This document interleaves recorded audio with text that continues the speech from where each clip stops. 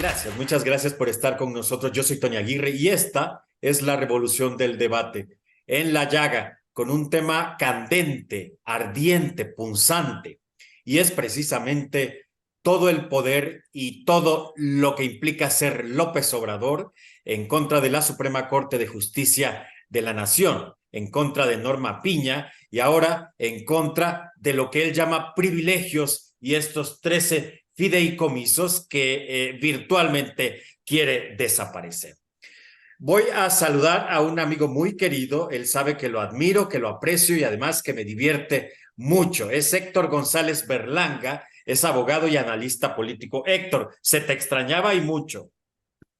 Muchas gracias, Tony. Muy buenos días, tardes o noches, depende de cuándo lo oiga el auditorio. Me da mucho gusto estar contigo. Oye, Héctor, es un tema candente, ciertamente. Es una venganza de López Obrador en contra de Norma Piña, en contra de la Suprema Corte. Mira, no sé si como tal una venganza, pero yo creo, vamos, déjame partir de una base muy concreta. Yo creo que el señor presidente es una persona sumamente inteligente, que sabe absolutamente bien y perfectamente bien hacia dónde va y qué quiere. En este orden de ideas, yo creo que esta es una batalla, es una guerra que va a perder. Pero es una batalla que puede ganar mediáticamente para crear esa animadversión que él ya ha venido creando desde el púlpito presidencial en contra de los ministros de la Corte, especialmente de la ministra presidente de la Corte, quienes no se han doblegado a los caprichos que ha pretendido imponerle. Entonces, venganza como tal no lo sé, pero sí es un ataque directo a la independencia y a la autonomía de la Corte. Oye, Héctor, Sin duda. eh, López Obrador ha cambiado muchas cosas. No sé si para bien o para mal, creo que en muchos sentidos y en muchos aspectos para mal, pero fondo es forma y pareciera que al presidente no le queda claro y quiero que tú nos expliques, por favor, que son tres poderes que están, digamos, al mismo nivel.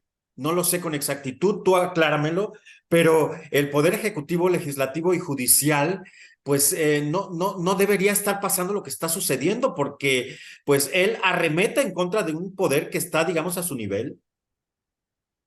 Mira, es muy interesante lo que tú estás diciendo porque tenemos que ubicarnos en todo el tema. La intención del constituyente del 17, que fue la misma intención del constituyente del 57 del siglo X, de 1857, y la intención del constituyente de 1917, cuando eh, se crearon la Constitución, en el sentido de reconocer que el supremo poder de la federación se divide para su ejercicio en tres poderes: el legislativo, el ejecutivo y el judicial, obedece la intención de impedir que cualesquiera de los tres poderes o quien presida estos tres poderes prevalezcan sobre los otros.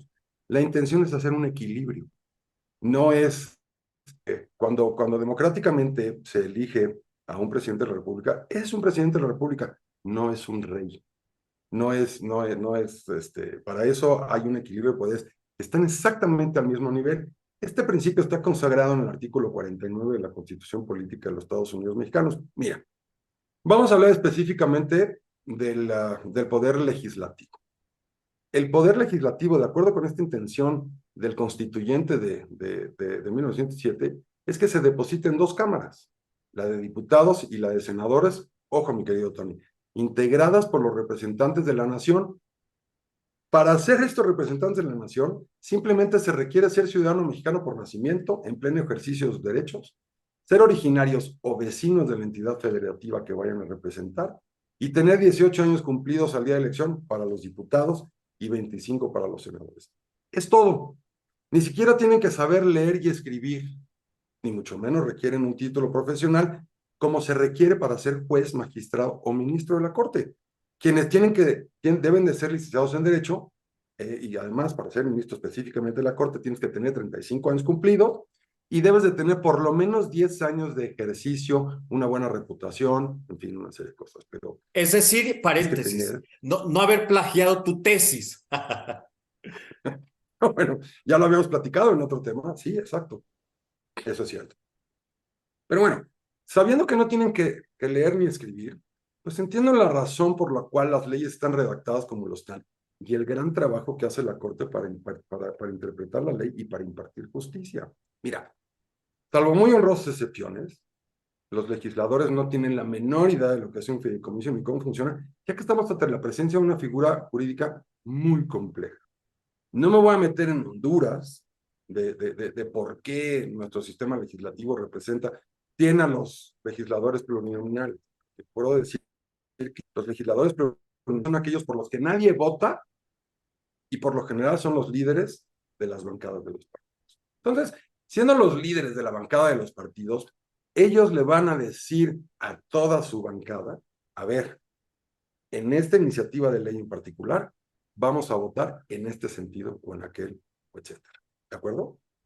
Entonces, el control del Senado, el control de la Cámara de Diputados, está en manos de los líderes de la bancada, que son los que van a decidir hacia dónde me voy a ir. Entonces, teniendo la idea de que la gran parte, salvo muy honrosas excepciones, los legisladores no saben, no tienen que saber ni leer ni escribir, cosa que no estoy diciendo que no sepan, estoy diciendo que no tienen que. Entonces, cuando estamos hablando de un fideicomiso, pues estoy seguro, o casi seguro, que no saben qué es. Si me lo permites, te lo voy a definir jurídicamente. Es un contrato mediante el cual una persona que se le dice fideicomitente destina ciertos bienes, dinero, derechos, propiedades, joyas, etcétera, a la realización de un fin lícito determinado a otra persona que es el fiduciario. Esta fiduciario es una institución financiera que, ojo, Tony, está regulada por las autoridades de Hacienda. ¿Quiénes componen las autoridades de Hacienda? Pues el Poder Ejecutivo, ¿no? El secretario de Hacienda. Él es el que tiene estas facultades. Para que administre, para que invierte los bienes que se han dado en el fideicomiso en beneficio de un tercero llamado beneficiario. ¿Ok? Cuando se constituye el fideicomiso, lo que se le conoce como la masa fideicomitida, la institución fiduciaria es el titular del patrimonio del fideicomiso. Y dicho patrimonio está manejado por un comité técnico, no es por una persona. Está manejado por un comité técnico, colegiado, un cuerpo colegiado, que este órgano es el que está encargado del desarrollo y cumplimiento de los fines para los cuales fue creado el fideicomiso. En este orden de ideas, lo que te quiero decir con esto es que ni los ministros de la Corte, ni la ministra presidenta de la Corte, son las que deciden qué se va a hacer con determinado fideicomiso. Los fines están muy armados, se hacen ante un notario público, tiene que darse por escrito, se crea el fideicomiso, se establecen las reglas de operación, se establece quién va a ser este comité técnico que lo va a manejar, y a partir de ahí, entonces, ya empieza a funcionar. De tal manera que no obedece a la discrecionalidad de los ministros de la Corte. Vaya, no tienen nivel en el entierro los ministros de la Corte. A ver, veamos si entendí, querido Héctor. Quiere decir que los fideicomisos son total y absolutamente legales y no están en función del despilfarro y de los privilegios que dice el presidente que tienen los ministros en torno a ellos. No, hombre, claro que no, pero por supuesto que no. Y todos los objetos de todos los fideicomisos están completamente definidos. Es un éxito que yo, con mi carácter de ministro de la Corte, disponga de ciertas cantidades de dinero cuyo origen puede ser la venta de CDs, la venta de libros que publica la Corte, la venta de publicaciones que hacen la Corte, que es muy socorrida entre los abogados, ¿no?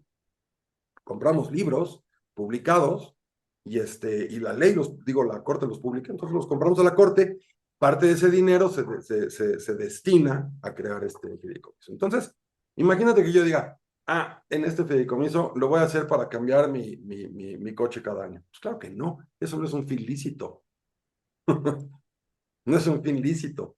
Claro, La claro, propia no, ley no. la propia ley lo impide, ¿no? Héctor, no es como luego lo que hacen los legisladores, ¿no? Como Laida Sansores que pagaba su tinte, ese tinte rojo chillante, muy bonito, que lo pagaba, ¿no? De nuestros impuestos. el tinte ese de rojo, nunca te veré perdido, hablaban de partidas presupuestales, que vete tú a saber cómo venía el manejo y cómo las justificaban ellos cuando ella era alcaldesa aquí de la Ciudad de México, ¿no? Eso no es un fin lícito. Mira, estamos en una línea muy tenue. Vamos a hablar de ¿por qué trae un coche blindado un ministro de la Corte? No es por lujo, no es por banalidad, no es para que digan a sus cuates, ay, mira, trae un coche blindado. No, no, no. El simple hecho de ser ministro de la Corte significa que van a tomar decisiones trascendentes sobre ciertos casos. Y te voy a poner un ejemplo. Vamos a suponer que ratifican la prisión de un conocido narcotraficante, ¿no? Dicen, ok, sí, cometió un delito, lo que sea, el delito que sea, ese narcotraficante y su grupo evidentemente están enojados con ese ministro de la Corte que dijo, los condenó. Por ese simple y sencillo hecho, pues un ministro de la Corte puede ser objeto más bien, sujeto, perdón, de un atentado, nada más por el simple hecho de ser ministro de la Corte. Lo mismo para el presidente de la República, ¿no? No es que el pueblo bueno y sabio me cuide, no, no, no. A mí me parece que es una irresponsabilidad pensar eso. El pueblo, sí, efectivamente va a cuidar, pero nunca falta un loco, un extremista, que no esté de acuerdo contigo con lo que estás diciendo y vaya a hacer un atentado contra la persona. Y al atentar contra la persona estás atentando en contra de la institución. Por eso se te tiene que proteger. ¿De acuerdo? Entonces, como parte de mi investidura como ministro de la Corte, tengo que participar en representación de México en algún foro internacional, ¿no? Y resulta que tus equivalentes, tus pares mundiales, se van a reunir en Europa y van a llevar a sus parejas, a sus esposos, ya no sé cómo llamarlo ahora, pero van a ir de pareja, no van a ir solos, ¿no? Entonces, claro que es justificable que el boleto de avión se lo paguen junto con el de su pareja. ¿Me vas a decir que lo tendrían que ir en clase turista? Sí, tendrían que ir en clase turista, sin duda, ¿no? ¿Tampoco podrían ir en un avión privado? No, porque pues eso sí me parece que es un exceso. Ahora, si el ministro tiene millas suficientes en sus clubes ahora que hay de vuelo para decir, bueno, compro mi boleto en clase turista y me van a dar un upgrade para ir a la clase business, o sea, pues está bien. O si el ministro de su dinero decide subirse de categoría e irse en otro lado, está perfecto. Pero bueno, ya están en Europa y entonces necesitan un trajecito bien presentado. Si, por ejemplo, van a ver a algún dignatario extranjero, etcétera, y el PRO exige que vayan de frac o de yaqué, ¿no? Dependiendo si es en el día o en la noche, pues no es una prenda de uso común que tengas en México y entonces pues te la tienes que mandar a hacer exprofeso para ir a verlo. Entonces se justifica que se pague ese vestimenta, ¿no? Y de tu pareja igual. No se justifica que te lo lleves a tu casa después, no, y por eso en muchos lugares, en Estados Unidos, por ejemplo, y en Europa, te dicen, aquí está el frac con el que Winston Churchill firmó la declaración de haber ganado la Segunda Guerra Mundial, ¿no? Y ahí lo ponen. ¿Por qué? Porque es el pueblo. Hay una línea muy delgadita entre lo que es un exceso, ¿no? Entre lo que es un gasto personal y entre lo que no es. El presidente de la República, por ejemplo. ¿Quién paga la luz de Palacio Nacional de su departamento? ¿Quién paga el agua? ¿Quién paga el servicio? No lo paga él de su bolsa. Porque no me imagino cuánto va a ser la cuenta de luz de Palacio Nacional. O sea, de Sí, aquí no en las casas decían, no, no, Héctor, salieron unas cifras que es una millonada. Sí, sí, entiendo lo que nos estás diciendo, Héctor. Y recapitulo con esto. Los ministros de la Corte o personajes que ocupan estos poderes tienen un nivel, es un trabajo de nivel y se tiene que mantener en ese nivel, digámoslo. Vaya, entiendo lo del frac y las camionetas blindadas. No, no va a ir en una carcacha un ministro o el presidente, o no van a ir de chanclas a ver iba yo a decir a la reina, bueno, ya la reina falleció, pero bueno, al rey, ¿no? sí, Lo entiendo. Ahora, este personaje, híjole, tan polémico, voy a dejarlo así, como es Ricardo Monreal, ¿no? Por decirlo menos, polémico, él dice que hizo una investigación donde los ministros gastan a manos llenas y despilfarran y tienen privilegios. ¿Es cierto esto, Héctor? Pues mira, no lo sé, no te lo puedo decir, pero yo creo que hay una máxima, no creo, hay una máxima jurídica que dice que el que afirma tiene que probar. Y si yo digo que tú, Tony Aguirre, eres un despilfarrador porque te gusta estar en el restaurante de moda y siempre andas vestido con los mejores trajes hechos a la medida por el diseñador de moda y etcétera, y que cada vez que llegas al restaurante pides champaña, caviar, langosta, Hazme ¿no? la buena. Bueno, pero si te tomo una foto en donde todos los lunes estás en determinado restaurante y dices, bueno, lo estoy probando, pero que yo diga esto, y como tú ahorita bien me estás contestando, pues hazme la buena, ojalá que fuera cierto. Entonces, ¿qué es lo que crea entre la gente? Entre la gente cree que porque andas en un coche blindado, porque traes buena ropa, que es parte de tu trabajo, el estar bien presentado, ¿no? Porque no sabes en qué momento vas a... es mejor ir sobrevestido que ir en fachos a cualquier lugar, ¿no? Prefiero ir de traje a Acapulco, aunque sude como loco, a presentarme en la Ciudad de México en shorts y guayabera y en verano porque está haciendo calor. Siempre es preferible, ¿no? Pero bueno. Ya Entonces la vimos, gente un dice, paréntesis, ya vimos a Tatiana Cloutier cuando era secretaria de Estado, ¿no? Secretaria de Economía, recibió sendas críticas porque un par de veces apareció a decir de los que saben mal vestida. pues sí, pero es que el problema no es que ella esté mal vestida, el problema es que está representando a un país. Y entonces la que queda mal no es ella, sino el país. No, los funcionarios públicos tienen que entender que cantan algún van en representación del país, del pueblo, no van de manera personal, ¿no? Pero bueno, vamos otra vez al punto de partida. Cuando se dice, un senador como Monreal, dice, y sacan una lista, como lo sacó Mario Delgado, que reciben 300,000 pesos mensuales y se gastan 200,000 pesos en esto y 800,000 pesos para comida y tienen 6 celulares y no sé cuántos ayudantes y la fregada. Está bien que lo digan, nomás que lo prueben. Y entonces, ¿qué crea eso en el ánimo de las personas del pueblo? Dicen, híjole, sí, sí es cierto. El mismo ánimo que a mí en lo personal me crea ver cualquier exceso por parte de cualquier persona, de cualquier funcionario, sobre todo cuando estamos hablando de funcionarios públicos, porque si tú estás en tu vida privada, pues gástate tu dinero en lo que se te pegue la gana, si te alcanza, ¿no? Pero aquí te estás gastando en dinero del pueblo, entonces sí debe de haber una línea muy delgada, una línea muy específica, muy marcada, entre lo que es personal y entre lo que es público. Yo creo que decir que se están gastando toda esta cantidad de dinero sin probarlo, me parece que es una estrategia de mercadotecnia para embobar a las personas y aumentar esa animadversión que ya de por sí existe durante los últimos 5 años que hemos vivido en esta administración, en donde se está creando una barrera entre unos y otros. Ni siquiera me voy a atrever a decir las palabras porque me parecen ya de por sí muy mal aplicadas, ¿no? Los mexicanos somos todos mexicanos y vamos en el mismo barco. Lo que le afecta a uno nos afecta a todos. Héctor, estamos ya en la recta final de esta emisión. Te planteo lo siguiente para una respuesta corta, por favor. Eh, eh, Cancelar estos fideicomisos y estos embates contra la Corte atenta contra los trabajadores y de ahí que estén marchando y que se estén manifestando. Es decir, más bien te replanteo, ¿cómo afectaría a los trabajadores todo esto?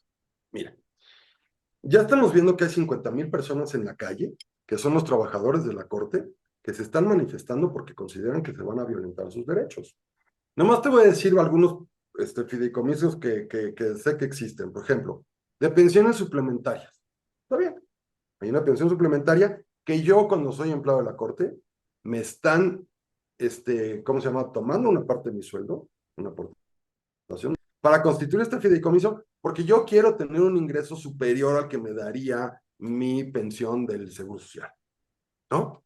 quiero ahorrar más dinero. Entonces, ese es un objeto de un fideicomiso. Mantenimiento de casa habitación, que de aquí es en donde se agarran mucho y dicen que es escandaloso, porque hay un concepto que es mantenimiento de casa habitación de magistrados y jueces.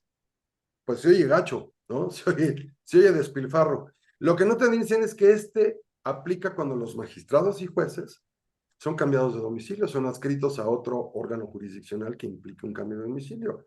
Y como cualquier empresa, si tú estuvieras trabajando en una empresa cuya oficina principal está en la Ciudad de México y te dicen, a ver, Tony, te vamos a mandar, ahora va a estar en la oficina de Monterrey, por lo menos que te pueden hacer, que tienen que hacer es pagarte la mudanza, ¿no?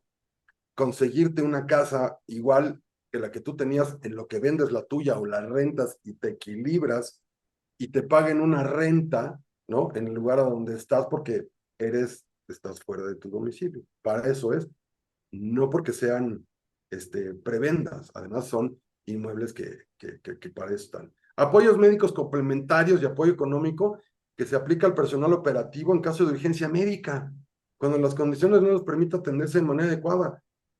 Híjole, ahorita no te permites atenderte de manera adecuada, ve al Seguro Social, lo estamos viendo todos los días, todas esas quejas. Entonces, ¿por qué no tener una ayuda que te digan, oye, vete a un médico particular, como le llaman, y atiéndete, porque no te vamos a dejar morir de una apendicitis y hablar de cáncer? Otro, para el desarrollo de infraestructura para implementar reformas constitucionales en materia de justicia federal. A ver, hay una bocanada de leyes que constantemente están saliendo del poder legislativo. Tienes que enseñarle a los jueces, tienes que entrenar a los jueces, tienes que actualizar a los jueces, los tienes que educar en lo que son estas nuevas leyes para que las puedan aplicar a través de cursos, de capacitaciones, etcétera. Digo, me parece muy razonable, ¿no? No porque somos abogados vamos a saber de todo y justamente tenemos que actualizarlos y estar constantemente estudiando.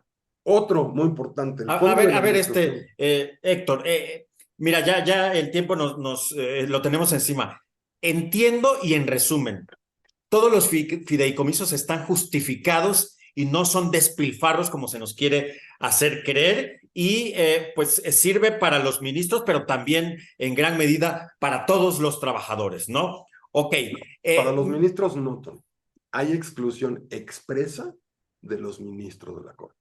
En la gran mayoría de estos fideicomisos, a menos de que se trate un fondo de retiro de ministros retirados, valga la redundancia, como la exministra Sánchez Cordero, por ejemplo, ¿no? Ok. O sea que si se retira esto, pues es el ministro Saldívar y Sánchez Cordero y todo esto van a salir perdiendo, ¿no? Al final. Ahora, y ya con esto me despido, Héctor, agradeciéndote infinitamente. De verdad explicas tan gratamente y de manera tan fácil que siempre te digo que hasta yo le entiendo. Héctor, gracias y me voy con esta pregunta para una respuesta rápida, porfa. Eh, este asunto, pues finalmente el presidente, ¿por qué no lo hizo antes? Eso también se le ha criticado. ¿Por qué cuando estuvo el ministro Saldívar, ahí no hubo problema, ¿no? Cuando él era, pues se dice, ¿no? Un incondicional del presidente. Qué casualidad que ahora es una ministra autónoma, una ministra que le dice que no al presidente, pues ocurre esto. ¿Qué va a suceder? Bueno, aquí tengo a Lola, Ya lo vi. sí, aquí está ladrando. Bueno, ¿qué va a suceder con esto que quiere plantear el presidente, que se les escoja, se les seleccione a los ministros, ahora sí que por tómbola o de manera democrática? ¿Por qué no debe ocurrir esto, Héctor? Rápidamente.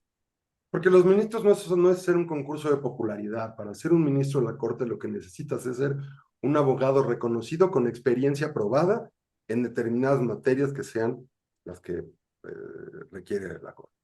Para ser diputado, para ser senador, sí es un concurso de popularidad. Para ser presidente de la República también es un concurso de popularidad, por eso votan. No tienen que saber ni leer ni escribir ni el presidente de la República, ni los senadores, ni los diputados. Por los ministros de la Corte, los magistrados de la Corte, los jueces de la Corte, tienen que preparación. No es un concurso de popularidad, es un concurso del saber, del conocimiento y de ser probo. Por supuesto que a mí me parece que es absurdo, es obtuso, que traten de imponer que vamos a elegir a los ministros de la Corte. Porque van a llenar muchos ministros de la Corte que no tienen título, si ya de ahorita ya tenemos uno, pues imagínate lleno de esa playa de gente que no tengan experiencia y no tengan idea. Es una tontería. Sí, sí, así se ha manejado este régimen. Recordemos lo que pasó con los derechos humanos, ¿no? Bueno, en presencia de todos y grabado, hicieron tranza. Sí. O sea, imagínate, no quiero ni imaginarlo. Héctor González Berlanga, muchas gracias, de verdad. Gracias y ya para irnos, un comentario breve. Yo creo que, a final de cuentas, esto, como te lo digo al principio, es una guerra que probablemente vaya a ganar, es una batalla que probablemente vaya a ganar el presidente de la República ahorita en los inicios, creando animadores. Pero a final de cuentas, quien va a resolver sobre la extinción o no de estos fideicomisos, ¿quién es? La Corte. Y no van a tener conflicto de interés los ministros en hacerlo, porque ellos, insisto, no son los beneficiarios de lo mismo. Entonces, yo creo que el presidente de la República, como cuando empecé el comentario, es una persona muy inteligente, muy capaz y una persona que sabe perfectamente hacia dónde va. Yo creo que lo tiene medido.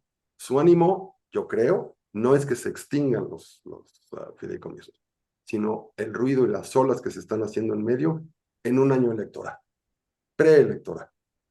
Claro, y un enemigo más, ¿no? Como dicen que hacen los populistas. Bueno, gracias Héctor González Berlanga, abogado y analista político, que ya vimos que además de ser muy punzante y muy mordaz y muy divertido, pues es un hombre que sabe sin lugar a dudas. Compartan esta información para que no le digan, que no le cuenten y mucho menos que lo desorienten. Yo soy Tony Aguirre, esta fue La Revolución del Debate en La Llaga. Hasta la próxima. Gracias.